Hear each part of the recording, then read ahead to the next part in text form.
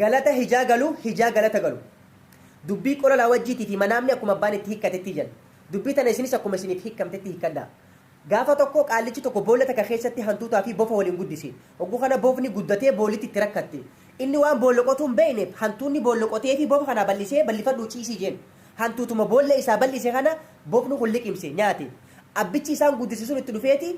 maaliif hantuuta nyaattaa jee bofa gaafate akkanatti boollanatti rakkatte naa ballise galata isaa galchuufin ajjeesee galata isaa galchuufin nyaadhee jeen duuba nama galata isaa nama rakkoo keessaa si baase galanni isaa lubbuu isaa baasuudhaa jeen ati galata hijaa galuun beeytuu jeen een beekuu jeen hijaa galata galu galata hijaa galu yoon beeyne dura qotiyyoo keetii fi harricha ba'an guuratu san gaafadhu natti deebii jeen tole jee ka'ee deemee harricha isaa bira dhaqee yaa harricha kanatti bofni sittin erge galanni hijaa galu akkamii jeen kun salphaadhaa jeen galanni hijaa galu ba'aa ala kana manatti galtu hunda narratti feeteen nan galchita gaafa ba'aa san dadhabee suuta deeme qurxaa duddarratti na cabsita gaafa ba'aa narraa lafa buufte harree jettee dhoottee hularraa achi na ariita osoo callaa mana keessaa qabdu girdii na nyaachifta waan bade malee waan gaarii na nyaachiftu galanni hijaa galu kanaa jeen tole jee yaada isarraayis fuudhee qotiyyoo isaa bira dhaqe yaa qotiyyoo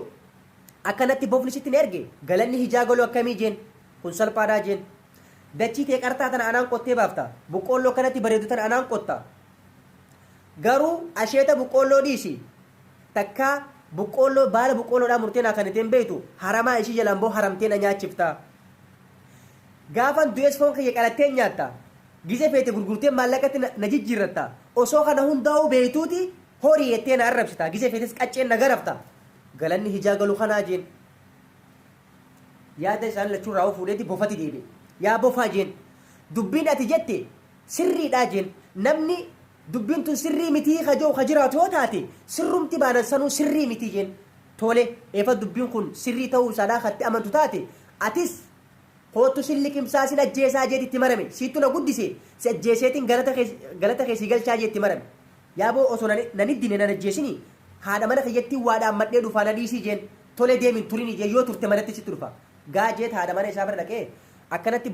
bofnumtiin an guddisen ajjeesuu deema mee lubbuuti jena baasii akkamittiin baajeen mala naadhee jeen ayyee kun salphaadhaa sin baasa gaafa bofa kana jalaa si baase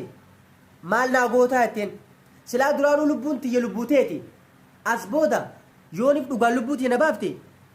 siif amanamummaa fudhadheetin siif amanamee si wajjin jiraadhaa dubartii biraatti sirraan hin laalu waan ati jettu ajaja kee hundaniin dhagaa hanga dhummatti si wajjin jiraadhaa jeen hayaa jettee bofa bira dheeyte yaa bofa abbaa mana kiyyaa kan masi biraa dhufe kana bofa sirra guddaatu mana keessatti itti maramee ajjeesuudhaaf qabee jira akkamittiin harkaa baasa mala naadhee jetteen gaafan bofa san harkaa baase si bira dhufa dafee si bira dhufa akkamittiin harkaa baasaa jetteen kun salphaadhaa jeen bofni yoo mataadhaan du'a muka akka mataa kiyya gubbaa jiru kana muri mataa bofa sanirra buusi ajjeesi harkaa baasii jeen abbaa mana keessatti dafee aanatti dhufu bofni mataa dhoonnaan du'aa jeen akkanatti muraayee jettee dubartiin tun mala qabdi isma gubbaa dhaabbattee muka murtee mataa bofa sanarra buuftee ajjeefti abbaa mana ishiitti deebitee bar bofa sana ajjeeseetiin jiraatteen akkamitti ajjeeftee amanuu dadhabe ajjeese kootu hojii ilaalla amma dhufanii gije ilaalan bofni du'e hedduu gammadee maal jee tun ka bofa hagana ga'u kana ajjeefti waa suukanni hin qabdu boodas anuma ajjeefti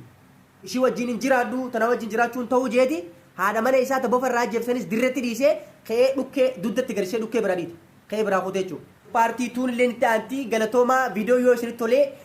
laayik godhaa I love you I love you thank you my Oromoo